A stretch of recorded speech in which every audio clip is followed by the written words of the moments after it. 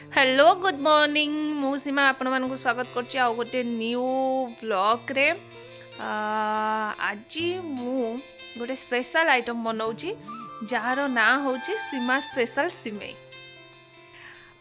जेमिति कि मु फास्ट काजू किशमिश के टिके घी रे भाजी नेली तापर को ताधरे क्षीर दे देली। एबे मु मो हस्बैंड को पई टिके ग्रीन टी बनै कि तांको दे देबी। आउ से तो सिमेई खाती किंतु मु तांको आज बाध्य करी कहिछि कि आज फास्ट टाइम पाई मो हाथ रंधा सिमेई टेस्ट करिवो आ कहबो केमिति लागुछि।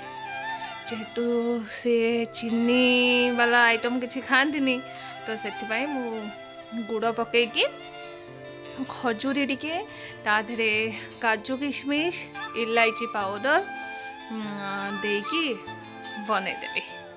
अब टेस्टी वाला सिमेई रेडी हो गला। एबे आमे दी जन खाइबो ता सहित टिफिन पैक करी आउ जन को पाई नेबी से जने स्पेशल वन।